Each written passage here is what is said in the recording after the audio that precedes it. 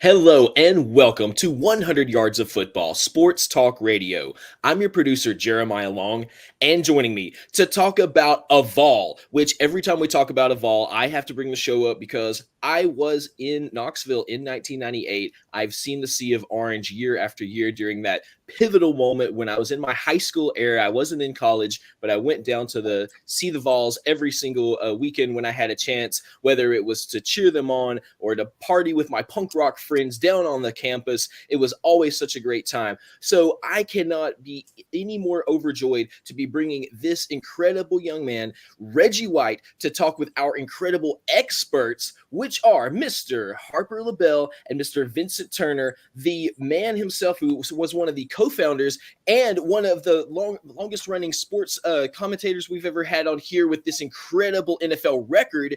It just this is the heart of what 100 Yards of Football is about, is the passion, it's the information, and it's the thing that we do the best, which is keeping the stories of the players and the stories of the NFL and NCAA on the field, about the lives of the players, and about the things that you really want to hear, which is about football. So without further ado, I am so excited to bring in the two incredible expert hosts that we have here each week, and that is Mr. Vincent Turner and Mr. Harper LaBelle. How's it going, guys?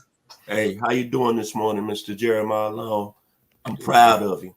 You brought it up 100%, especially you being from the state of Tennessee, from the eastern part of the state where I'm from the western part. Absolutely. Thank you, sir. So I'm going to let you take it away. If you like the video today, please come in and share it. And Lord have mercy, it's going to be a special video.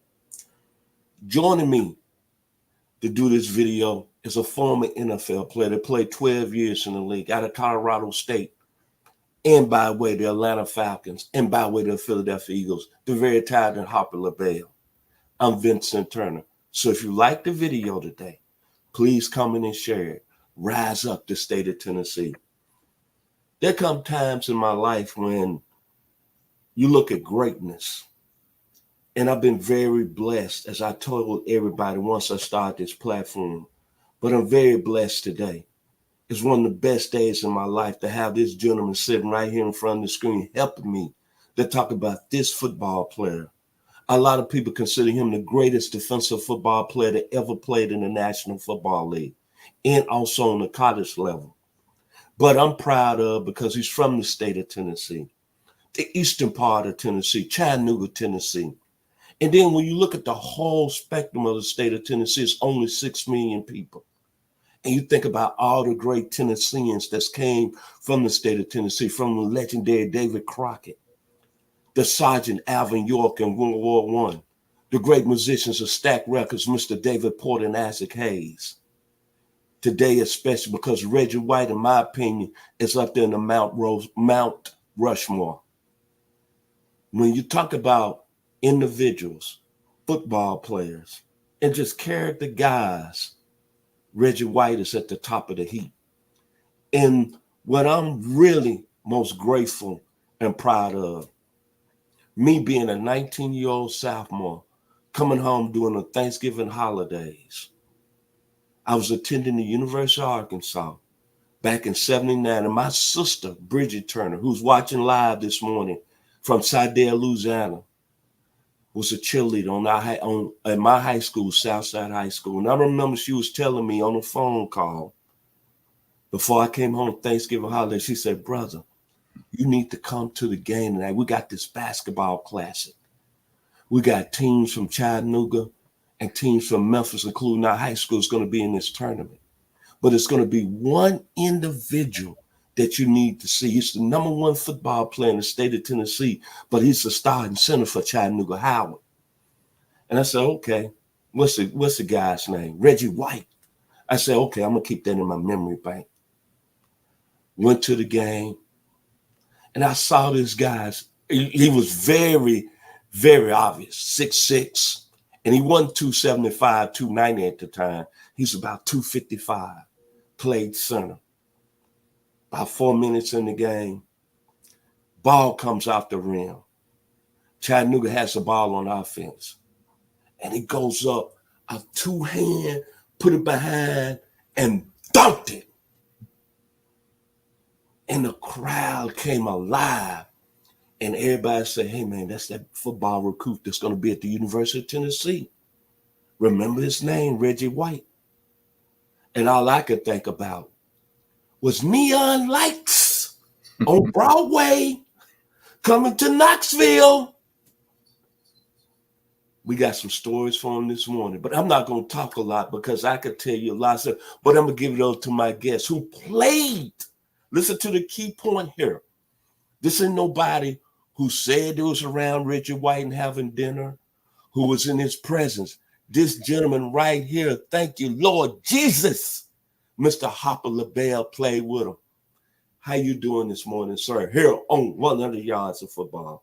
Well, good morning, Vincent. And when you talk about a guy that had an impact in so many different ways, his impact to you was, how do you get a 6'5", 255-pounder into a little basketball jersey? Because I've seen pictures of Reggie, and it was kind of a maroon and gold team colors that he had. One of the books that he wrote has some pictures of his youth, and he's very, very proud of his high school days and what he was able to accomplish there in the Chattanooga area. But obviously he went up and did some amazing things. Even further on in his football career speaks for itself. The volunteer issue, I got to meet him when he was a sophomore, or play against him really at Colorado State. The first time you had me on, our right. first road game, my first time ever playing on AstroTurf, ever, because I played on all grass in high school. And we had a grass field at Colorado State, but our first road game that year in 1981, Reggie was a sophomore that year. Billy Bates was on that team. Mike Kofer was on that team. Yes. Legends. Yeah, absolutely. Willie Galt, was about to go to the Olympics or had come from the Olympics, and he was on that team. So Tennessee had some amazing talent there at that time. Even though they didn't win a SEC championship, Reggie's impact was renowned. Even back in college, it's like, you got to block that 92 guy. You got to find a way to double team him. He had 2 sacks against us at Colorado State, and he took the second half off. They beat us 42-0. But that was my first encounter with, whoa, Nelly, there's a completely different level of talent that's out there. But Jeremiah also was in Tennessee, even though he wasn't born at that time. But the rumor mill, the legendary status, the stories that are passed on from year to year, and Reggie being a part of that, that's something that I know was very important to him. I tell you, when Reggie was in college, Reggie White, there was so much hoopla around him. I remember his freshman year, he came out, played real well. His sophomore year, that was his coming out year where he had 8 sacks. Yep. Then his junior year, he fought some injuries, didn't play at a high level, but he still tied the University of Tennessee defense for impact plays. And let me give a shout out too. I'll be wrong this morning if I don't give a shout out to some players from my neighborhood, South Memphis, by way of Longview Heights. There was on that team Mr. Carlton Peoples, who played cornerback number 19, and Mark Studderway, who was number 93, who went on and had a great career with the Houston Oilers. I want to give them much love because they watching this morning. So it'd be wrong for me to not give them their respect. But getting back to Reggie, I remember his junior year, they played Memphis State. Big time game, rivalry game. Didn't matter what the records were. I think Tennessee had lost 3 games that year. Memphis State was in their first year under Rex Dockery. In October, I want to say around about the 10th, 1981, I came home that weekend. And one of my friends said from the neighborhood, said, hey, man, I got some tickets to go see Tennessee play Memphis State today. Went out there, sellout crowd. And when I said, I looked at Reggie White and I said, man, he ain't got big. He ain't got big, man. Because remember, he was 255 in high school. Now, we're talking about a guy 275, really looking impressive. He might not say if he's still living with us today, but that game right there against Memphis State, he had 10 tackles, 2 sacks, and a forced fumble. And all I can think about in Liberty Baltimore Stadium, I was saying, you know what, this guy, at my time at 21 years old, by the time he get to the NFL, he might be one of the best that's ever played. And I'm talking about on the levels of the tackles that I've seen play the game. At my time, I'm thinking in the realms of Buck Buchanan. I'm thinking in the realms of Joe Green. You see him saying power, physical, unblockable. Now I'm gonna give it back to you because I know you got other stories. Well, add to it, Vincent, the speed.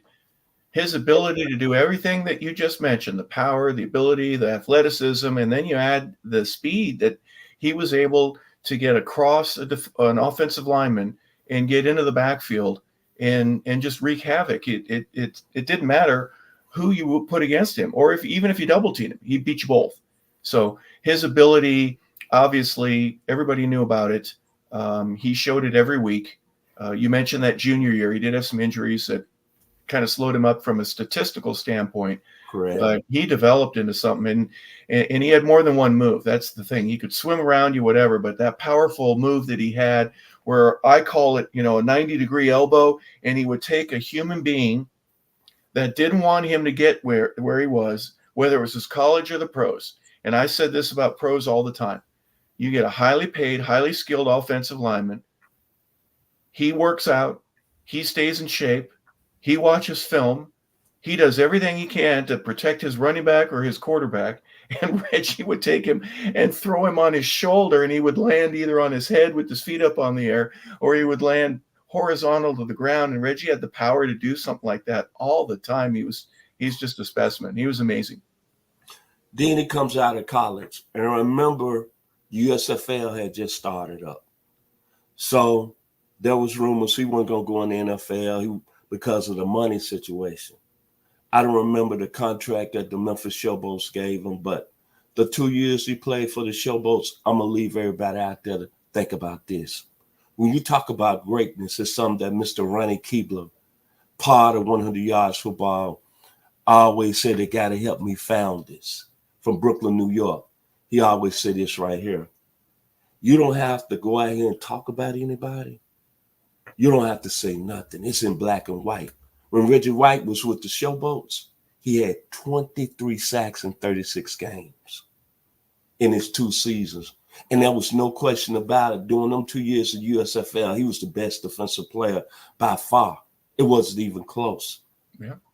But the question that my people who I was talking to about 10 o'clock last night, some good relatives of mine called me from Memphis, Tennessee, and I had told them secretly that we was going to do a video on Reggie White.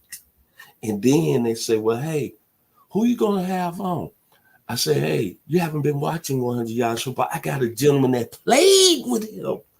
So they want me today to ask you, Harper, what was it like just watching them play and being around them and watching greatness? Well, I got there in 90 in Philadelphia. My 1989 season, mine was in Seattle.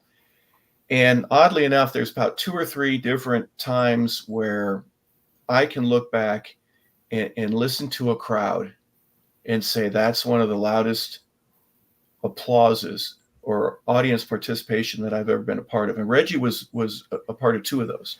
The first is when I was in Seattle in 1989. Our first road game of the year was in Philadelphia. And the reason that was in play is because Reggie, you mentioned the Showboats. Reggie's contract after the USFL folded, he was picked up by the Eagles, and they still honored that same term for the contract that he had. So what the Eagles really did is they bought him on the cheap. They didn't have to pay him what the Eagles that the NFL was going to pay him. They honored the same contract amount, and most of that was paid up front. So well, let's get out of there. He had to re-sign a contract, and he held out. Reggie was smart enough as a businessman to realize what his worth was, and he had played the 89 season in Philadelphia and done well, and now his contract is over, and he holds out. But we're thinking in Seattle, we flew out Friday, and there were rumors in the air that Reggie might be signing, and he did. Before we landed Friday night, Reggie signed. So Saturday, he was with the team. He went to 1 day's worth of practice. And when they announced his name on Sunday at 1 o'clock in the vet, I'm going to tell you what, I would have thought that the cracks in the stadium would have gotten a little bit bigger and sand would have started spewing out. It was so loud when they had the ovation for the defensive starting lineup. On purpose, they had Reggie be the last. So they introduced Jerome Brown and Mike Pitts and Clyde Simmons and Eric Allen and Wes Hopkins and Reggie White. And when he came out, I'm telling you, it was amazing how loud it was. And it wasn't generated by other sound. It was just one guy in the audience, the PA announcer, saying, and Reggie White. And when he did, the place went absolutely bonkers. People in Philadelphia, they loved him, and for great reason. Fantastic player. The next year, I signed as a free agent with the Eagles, and Buddy Ryan was in the last year of his term with the team, and they had gone to the playoffs, but they had just lost to the Rams at home. But he had not won a playoff game yet, and so the fuse was very, very short. And Reggie was one of the few guys that understood leadership. Buddy was the leader, but Reggie was the leader of the defense. Every time we broke a huddle, 1, 2, 3, dominate. That was his word, dominate. Mm-hmm. And everyone would repeat that. He would do that in Green Bay as well. But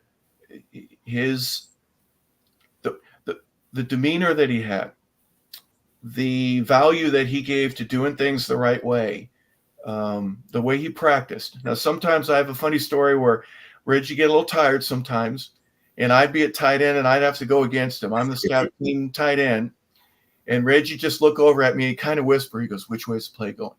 And I get down to my 3-point stance, and with my hand that is on my knee, my one hand to the ground, I'd kind of point my thumb either to my left or to my right, and I'd show Reggie which way the play was going to go. So he didn't have to go full speed. He wasn't going to embarrass me. We would lock up, but he would beat me to the outside as he's supposed to.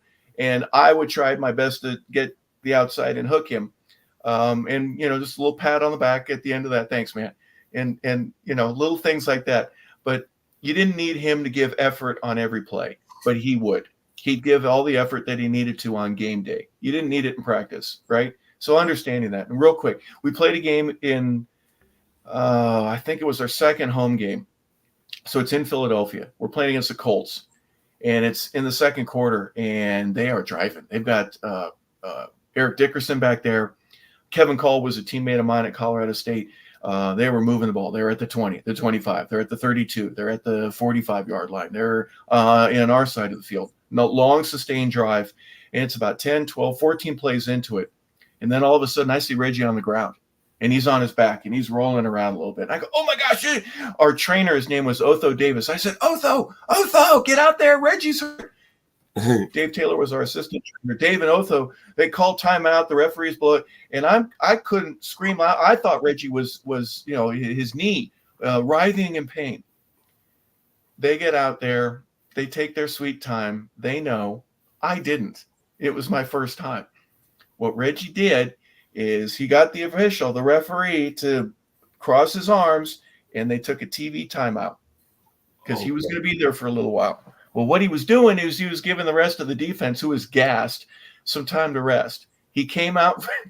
As soon as they went to a commercial break, Otho said, "All right, they're out," meaning that the cameras aren't on anymore. Reggie gets right up and he walks off the field. He wasn't hurt. He just bought himself some time and realized that Jerome was tired and Clyde was tired and everybody was breathing hard and they needed a rest. So he came out for one play. Mike Golick goes in. And then Reggie goes in the next play. We prevented a touchdown. We gave up a field goal. They were already in field goal range, but he was a pretty savvy player too. He did some things that would allow for his team, for the leadership of that, and for Buddy Ryan to get us to where we were a playoff team. That's the thing that, of many that I remember about Reggie. Okay. We talked off air a couple of weeks ago, and I want to bring this question back up this morning. Talk about the wars that used to say between the Redskins and the Eagles and Reggie and Jerome Brown. Talk about that real quick, because you told me it was like nobody, no weakness out there. Gladiators. Yeah, the NFC East was a tough division. And when I was there, it was kind of like you'd sweep the Giants, but then get swept by the Redskins, and then the Redskins would get swept by the Giants. So and the Cowboys were rebuilding. They were a team that you could take advantage of. They went 1-15 in Jimmy's first year. The second year they were 8-8. But the end of the Landry era and the beginning of Jimmy Johnson and Jerry's world, Everybody took advantage of them. But yes, oh my goodness, the only time that Jerome Brown would work out was when we would play Philadelphia, because Jerome knew that the Redskins offensive line, and they were the Redskins back then. They were big, they were huge, and he needed to be a little bit stronger and in better shape. But I played in the body bag game. It was a Monday night game that the Eagles, for better or for worse, we had a really good night defensively, and there were 7 players that went out with game-ending and in some cases season-ending injuries against the Eagles that day. That was but they got us back. They beat us in the playoffs, But the Redskins, the Giants, sacking Phil Simms, Lawrence Taylor in his prime, he would get after Randall. I mean, they were just some great football. Those games were you beat each other up so bad that you almost were weak going into the next week's game because you hadn't recovered from what you had just been through, and the war that you mentioned, the battle that took place in the game before, either against the Giants or against Washington. From you being a player in the league during the time and being Reggie's teammate, I always wanted to ask this question to anybody that played in the league. What was his deciding factor signing with Green Bay in free agency? The least place that anybody thought he would never sign, but he went to Green Bay. Yeah. I have since kind of changed my mind a little bit about that. Obviously, the money was a part of it. And let's be honest, they offered a little bit more than what others were going to offer. Mm-hmm. Dallas was interested, but in that time, Dallas was early salary cap issues. They said, well, you're just going to play for the Cowboys for this amount, and you're going to make up extra money because of all the advertising and the off the field marketing ways that you can make money in Dallas. And we're going to go to the playoffs, and we might win the Super Bowl. In the early 90s, they were doing that. Mid-90s, they were doing it. So there were some things that were a part of that decision that made Dallas a little bit less of a factor. But I've heard some videos, and one of them is Mike Holmgren, who had just taken over the team. And there's this young quarterback named Brett Favre. I think Favre. Remember how they mispronounced his name in the draft? He was your teammate with the Falcons, right? With the Falcons, right? Favre. And the Falcons have selected. When Mike Holmgren was in San Francisco with Bill Walsh, at the end of Joe Montana's career, they brought in Steve Young, and he sat for a year or two. And Steve told Mike one day, they were getting ready for Philadelphia in a game, and Steve had come from Tampa. And he says, Mike, if there's any one player on that Eagle team, and they've got a lot, but if there's any one guy that you need to block, it's that number 92, Reggie White. And so Mike started watching film a little bit differently about Reggie. So when Reggie became a free agent and Green Bay had shown some interest in him, I believe that Mike said, if there's any one guy, Reggie, that can change our team and get us to where we need to be, it's you. And Reggie believed that. And I believe it was genuine. I'm sure others had told him similar things, but when you combine that with some of the other factors, and Reggie said during his press conference there, he goes, we've got a quarterback that I really believe in, and I think he's going to take us to where we need to go. Because San Francisco was also interested, but not the same amount of money. And when you think about the cost and the expense to live in California, Reggie put all of that into his bucket of things to think about. So I think that it was, and he also said during the press conference, Reggie said, our coach here, Mike Holmgren, I believe in him. I believe in what he has to say. I believe his message, and I believe that this team is going to win a championship. I've never won one before. And I remember him mentioning that during his press conference. He wanted to win at Tennessee. He wanted to win in Philadelphia. He wanted to win in Memphis. But there were other teams that got in the way of that. So I think that was one of the decisive factors amongst many. When you talk about Super Bowl performances among a defensive player, another memory that's going to stick in my mind is 3 sacks he had against New England down there in the Big Easy in New Orleans. How he just took over the fourth quarter. I think he had back-to-back sacks. But the biggest key that I want to ask before we leave about Reggie White today is that what made him so much of a nightmare that he wasn't blockable? And like you said, he had all the club moves, but The one point I always bring up, I go back and last night I pulled up a YouTube video where he took 330-pound Larry Allen, and you mentioned that club move, and just lift him up like a set of Dunbar. So what made him so great in them terms of being that type of player? Yeah. Well, you look at the picture that is on the screen right now on the right-hand side with him and his arms extended. He's a full-grown man now. he is strong from head to toe and big arms, but you look, he's got a small waist for a guy that big. And that's one of the many things. You look at his technique, the position that his back would be in, that his legs, the power, the drive, the speed, the smarts. He knew how to bull rush you. He knew how to swim you, and he knew how to give that hump move where he would just take all of your momentum. And I talked to Max Lane. I know Max.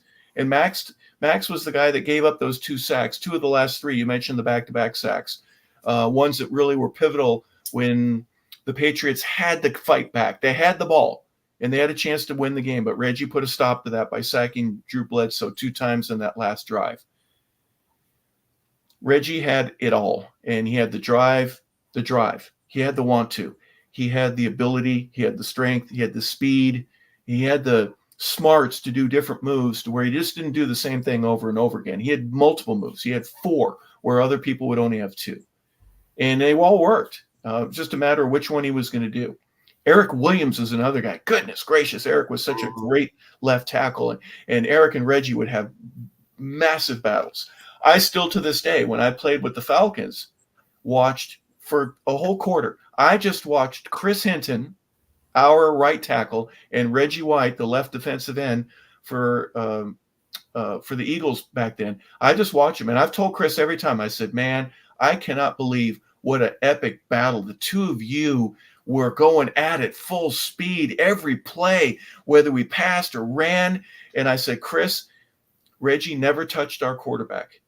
And Chris says, man, thank you. Thank you for watching that. That was one of the best games I've ever played.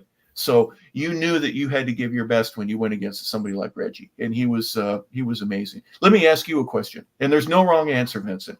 If you were going to start a football team and you had in their prime the ability to take any player that was on the board in the history of the game, it could be Butkus, it could be Jack Lambert, it could be Joe Montana or Jerry Rice, it could be LT, Lawrence Taylor, it could be Mike Singletary, it could be Reggie White. Who would you start your franchise with if you could pick? And this is obviously a hypothetical. There's no wrong answer, but those that are listening or watching right now, think about that question. Who would you want and why? To be honest, Harper, I have to say 1A, 1B. It have to be Reggie, of course, State of Tennessee, University of Tennessee, but Lawrence Taylor. To me, in my 64 years of watching this great game, watching him play at a high level, the NFL at that time was no joke. It was very physical. You had to be a man. Obviously, I didn't have the skills to play in that league. I dreamed about playing in the league, so I went another direction. I said, I want to talk about it. And that's why it's so great today. I don't want to get long-winded that you are on our show today. You're a part of 100 Yards of Football because you was in it. You were special. So my answer would be Reggie White, 1A, Lawrence Taylor, 1B. And the only reason that I would take Reggie because he could be versatile and play D tackle or defensive end. And that's the reason I take Reggie White. And basically, as I said, I don't want to be biased, but I saw him play when he was in high school, basketball. I saw him play in college. I saw him play with the Memphis Showboats. So I got a little biased there. Only saw Lawrence Taylor play on TV. I didn't see Lawrence up close, but I know Lawrence was a special talent. Oh, absolutely. Yeah. It's no question about it. They are the 2 greatest defensive players that ever played this game. Yeah. And LT has said on numerous occasions, he goes, well, the best player to ever play defense isn't me, it's Reggie. And when you think about it, off the field, Reggie had the character, and he had some things that he had in his life. Now, if you deal with his faith, okay, because some people couldn't. They aren't believers like he was, but that was a part of that was a part of him. You got that with him. LT had an issue where if he didn't have Bill Parcells, because remember, LT had some off the field issues and some drug addiction. No question about it. And they were able to handle that in New York in a way that maybe nobody else could. So my hat is off to Bill Parcells and Belichick for dealing with the problem that existed. 3 strikes and you're out, and Lawrence had that, right? So if you didn't want to have to deal with that, that's one of the critical factors, because you take him out of New York, you take him away from the Bills, both Parcells and Belichick. And would Bill Walsh handle it the same way? Would Chuck Knox? Would Chuck Noll? I don't know. We'll never know. But that's one of the things that no matter where Reggie was, it didn't matter. He was still the type of person that you would want representing you each and every day on the field. And I want to say this to the new millennium, to you younger guys back in your 30s and 40s, the argument that I have throughout the metro Atlanta area. Please don't try to make me think Aaron Donald is in the same class as Reggie White. It's no way. Aaron Donald was a great player, the best in his era. But I want to put that out there this morning. There's a lot of people saying Aaron Donald was a better player than Reggie White. There's no way. So I want to get that off my chest this morning here on 100 Yards of Football. Well, there'll always be people that compare him. And Bill Belichick has said this on numerous occasions. So, hey, do you think that this guy's the next Lawrence Taylor? And Bill, with the straightest of faces, goes, there's no one like Lawrence Taylor.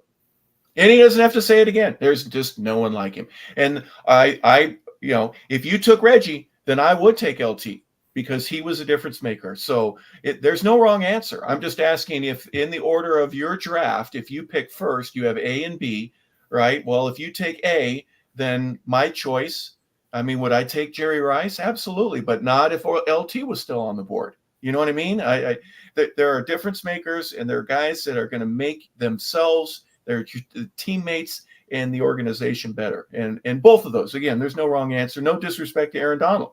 It's just, Reggie ended with 198 sacks, and he played in fewer games than he had sacks. Bruce Smith ended up with 2 more, with 200 exactly, and he played 47 more games. If you count the Memphis Showboats as professional football, which it was, Reggie was being paid for this, Reggie would have 221 sacks, and he would have the most. So leader in so many different ways. Here's my one picture. I would ask Jeremiah if he produced that. This is in, can you see that? Yes, sir. This is in the right across the street at JFK Stadium. So there's the man right there. That's Reggie. Some goofball right there. That I don't know who that is. And there, Ronnie Jones is our linebacker coach, and Al Roberts is a special teams coach. A buddy of mine named Pete that took this picture. He loved the Eagles so much it was a part of his shrine, and he gave me a copy of it, and I still have that on my wall because of the people that are in it. There are people that I would not put up on my wall, but Reggie White is certainly one that I would. Absolutely. What a tremendous human being, a giver. Gosh, he was always doing something, trying to help our community, trying to help our less fortunate, taking the platform that he had as a football player and expanding that to just love everybody and help them if they're going through tough times, do everything he could. His wonderful wife, Sarah, Jeremy and Chicoya's kids. What a tragedy that we lost him when we did. And real quick, if I can do a little health thing, he had sleep apnea. I'm not a doctor, but I could tell on numerous occasions that Reggie's sinuses were stuffed up. He couldn't breathe, and he couldn't breathe at night. So you have these eustachian tubes all in the front of your throat, but right underneath your jawline where it turns, there's a gland right back there. So you can take your index or your middle finger or both, and you just with your thumb, you find that gland and you just push down, just push down. That allows all that congestion. All these tubes get clogged up. Well, why do they get clogged up? Because you're not draining properly. So you do your own little roto-rooter, and you go from your jawline down into your clavicle and try to push down even, and then it goes into your lungs and it evaporates. Little things like that you learn. Instead of medication, instead of taking drugs or having to have a sinus operation, something like this, just take care of yourself, guys. Reggie knew that he had a problem. He had sleep apnea. He'd wake up and he'd suffocate literally for 5, 10, 20 seconds. And then he would take a gasp. And a lot of people suffer from this. I understand it. I really do. But do what you can to prevent that from happening and live a full life. But in honor of Reggie, just he loved the game. He loved people. He loved so many others. He loved his Lord. And what a great human being. I'm glad we get a chance to talk about it. If you liked the video today, please comment and share it. It's been a pleasure. It's been an honor this morning. Thank you, Mr. Hopper LaBelle, for that very important information that you just gave us. My final words about Reggie White is very simple.